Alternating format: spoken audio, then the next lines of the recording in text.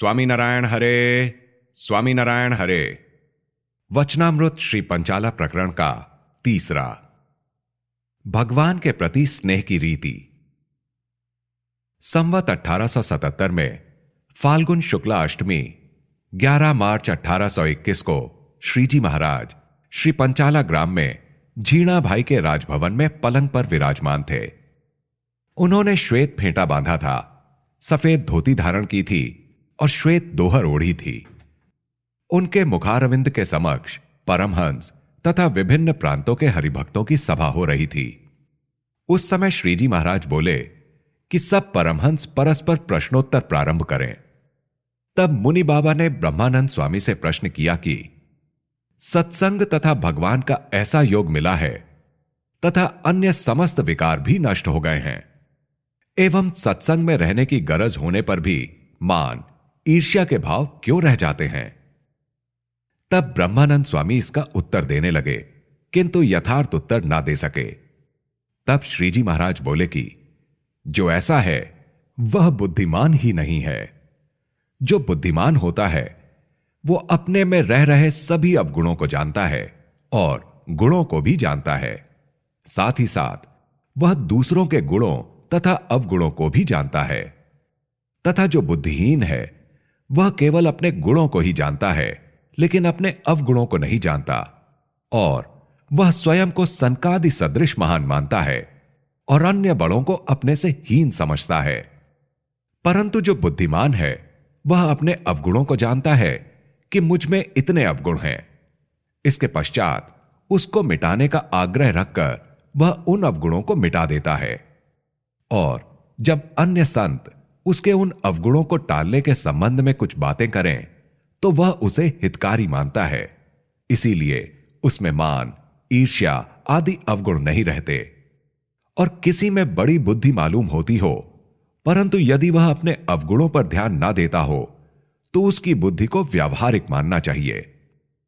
ऐसी बुद्धि बाहर से बहुत सूक्ष्म दीख पड़ती है, फिर भी उसको बुद्धिमान नहीं कहते। उसे अति मूर्ख ही समझना चाहिए, क्योंकि उसकी ऐसी बुद्धि उसके मोक्ष के कार्य में उपयोगी नहीं होती। और किसी में अल्प बुद्धि हो, परंतु यदि वह अपने अवगुणों को जानकर उन्हें टालने के उपाय करता है तो उसकी अल्प बुद्धि भी मोक्ष के लिए उपयोगी हो जाती है, और वस्तुतः उसी को बुद्धिमान कहना चाहिए।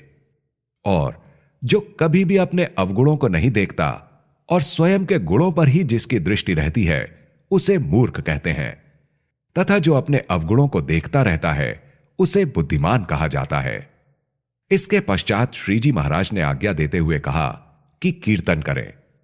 तब परमहंस सखी आज मोहन दीठा रे शेरिया अवतारे यह कीर्तन करने लगे।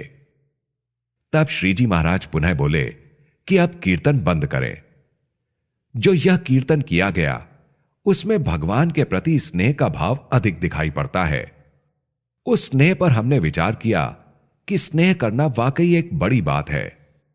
इस प्रकार के स्नेह द्वारा भगवान की आराधना करना वह ठीक है। परंतु भली भांति विचार करने पर ऐसा मालूम हुआ कि स्नेह ही भगवान की माया है, क्योंकि जब स्त्रियां परस्पर बोलती हों, देखती हों और स्पर्श करती हों तब उनमें अन्य प्रकार का स्नेह रहता है, तथा पुरुष जब परस्पर बोले, देखें और स्पर्श करें तो उसमें दूसरे प्रकार का स्नेह रहता है। और पुरुष जब स्त्री को देखता हो, आलिंगन करता हो, उसकी वार्ता सुनता हो, उसके शरीर की सुगंध ग्रहण करता हो और उससे बात करता हो तो उसके साथ उसका अन्य प्रकार का स्नेह रहता है। उसके फलस्वरूप स्त्री के प्रति पुरुष का मन आकर्षित हो जाता है, किंतु वैसा स्नेह किसी पुरुष को अन्य पुरुष के प्रति नहीं होता। इसी प्रकार जब कोई स्त्री किसी पुरुष को देखती हो या आलिंगन आदि करती हो तब उस पुरुष के साथ ऐसे संबंध रहने से उस स्त्री को उस पुरुष से जैसा प्रेम हो जाता है और उसका मन उसके प्रति समग्र रूप से जितना अधिक आकृष्ट हो जाता है, वैसा आकर्षण उस स्त्री को अन्य स्त्री के प्रति नहीं होता। अतः जिससे जगत का प्रवाह चलता रहता है और जो जीव को संस्कृति और बंधन में डालती है, ऐसी भगवान की जो माया है वही स्नेह स्वरूप दिखती है। बाद में ऐसा विचार हुआ कि शब्द, स्पर्श, रूप, रस और गंध नामक जो पंच विषय हैं, उन्हें यदि अन्य स्थान से मिथ्या करके एकमात्र भगवान में ही आत्यंतिक सुख मानते हुए जोड़ दिया जाए तो वे ठीक हैं और वह माया नहीं है। इसके पश्चात उसके संबंध में यह विचार भी हुआ कि यह बात भी ठीक नहीं है, क्योंकि यदि किसी दूसरे व्यक्ति में भगवान के रूप से अधिक रूप, अधिक स्पर्श, अधिक रस, अधिक गंध तथा अधिक शब्द दिखाई पड़े तो भगवान को छोड़कर उसके प्रति स्नेह हो जाता है। उदाहरणार्थ, श्री कृष्ण भगवान की 16,100 स्त्रियां थीं। वे जन्मांतर में अप्सराएं थीं। उन्होंने ब्रह्मा से वर मांगा कि हे महाराज, हमने देवों, दैत्यों और मनुष्यों का तो स्पर्श किया है, परंतु नारायण का पति भाव से स्पर्श नहीं किया है। अतएव ऐसी कृपा कीजिए कि वे हमारे पति हों।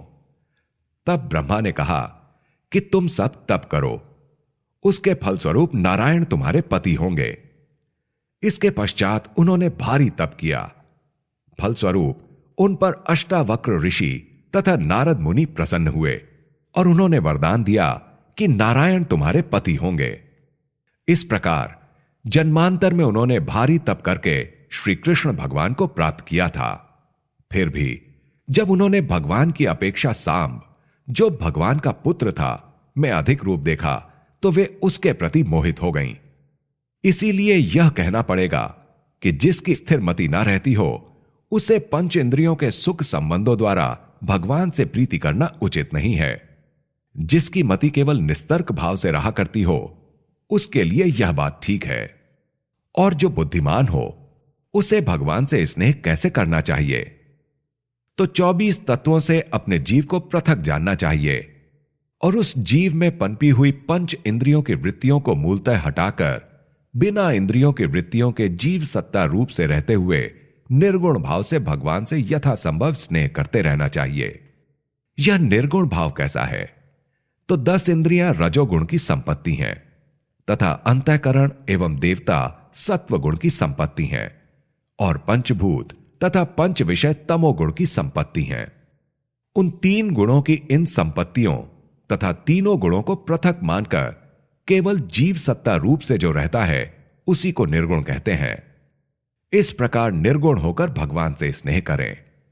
कहा भी गया है कि नैर्गुण्यस्था रमन्ते स्म गुणानुकथने हरेहे तथा परिनिष्ठितोपि नैर्गुण्य उत्तम श्लोक लीलया गृहीत चेता राजर्षे आख्यानम यदधीतवान।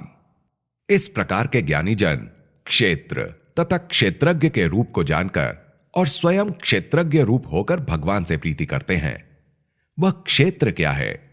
तो स्थूल, सूक्ष्म और कारण नामक तीनों देह तथा जागृत, स्वप्न एवं सुषुप्ति रूप तीनों अवस्थाएं, ये सभी क्षेत्र हैं।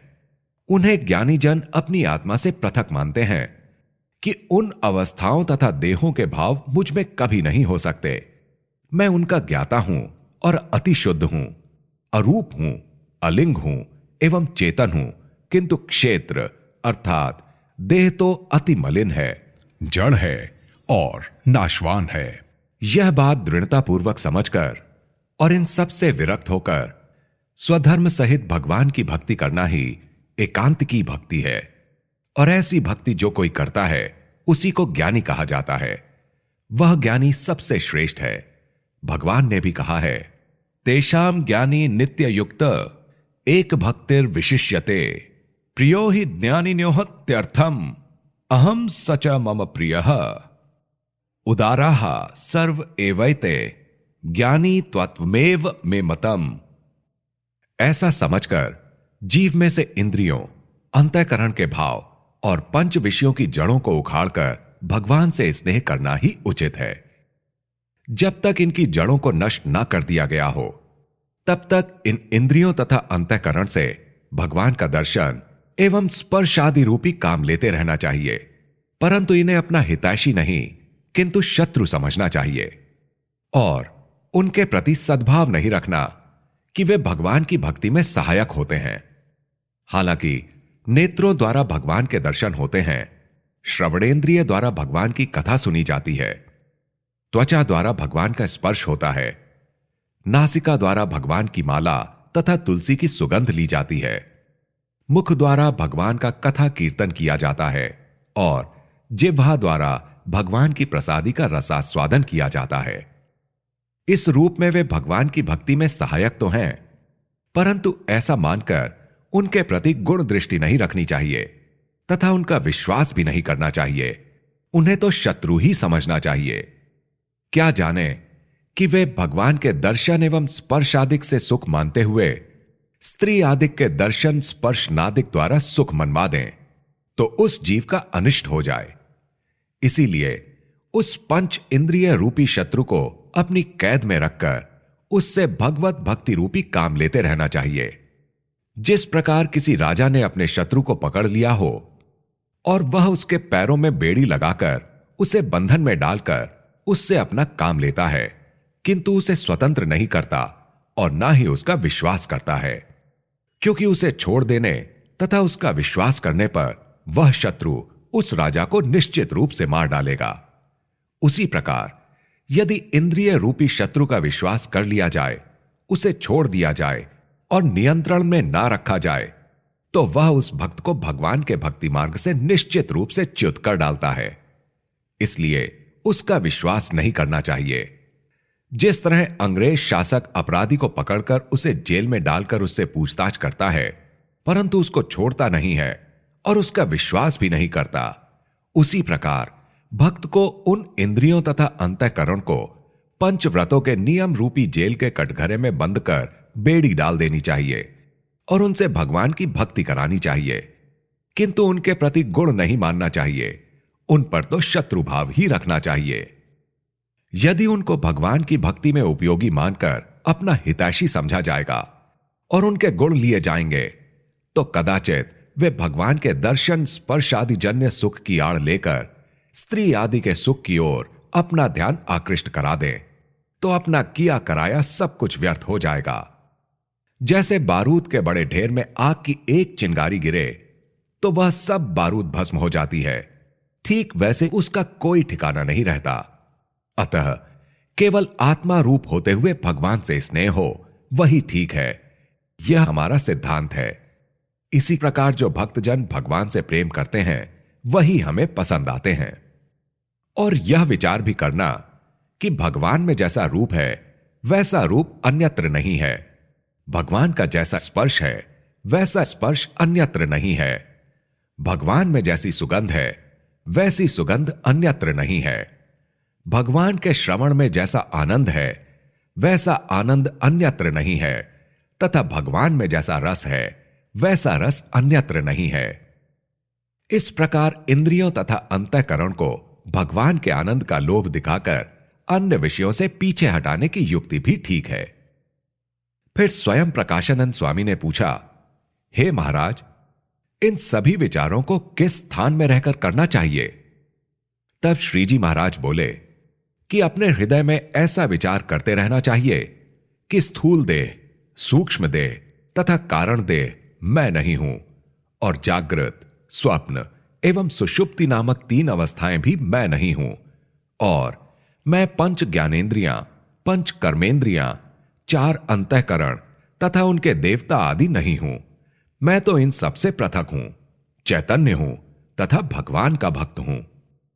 यदि इंद्रियां तथा अंतःकरण किसी प्रकार कुचेष्टा करें तो उनसे यह कहना कि क्या तुम्हें एकमात्र भगवान का ही रूप देखना है या किसी अन्य का भी रूप देखना है? क्या तुम्हें केवल भगवान का ही शब्द सुनना है तथा गंध लेनी है, या दूसरों के भी शब्द सुनने हैं और गंध लेनी है? यदि तुम भगवान को छोड़कर अन्य विषयों में लिप्त हो जाओगे तो मेरा तुमसे क्या संबंध है भाई? तुम कौन हो और मैं कौन हूं? मुझे तुमसे कुछ भी लेना देना नहीं है। तुम जैसा करोगे वैसा तुम्हें भोगना पड़ेगा। इस प्रकार इंद्रियों तथा अंतःकरणों को उपदेश देकर भगवान से यह प्रार्थना करनी चाहिए कि हे महाराज, हे स्वामिन, हे भक्त वत्सल, हे दयानिधे, इंद्रियों तथा अंतःकरणों का यह दोष है, मैं उनसे पृथक हूं, वे मेरे शत्रु हैं, इसलिए उनसे रक्षा करिएगा। इस प्रकार निरंतर प्रार्थना करते रहना और स्वयं को क्षेत्रज्ञ चैतन्य रूप मानकर भगवान से प्रीति और भक्ति करना। इति वचनामृतम। इस प्रकार से श्री पंचाला प्रकरण का तीसरा वचनामृत पूर्ण हुआ।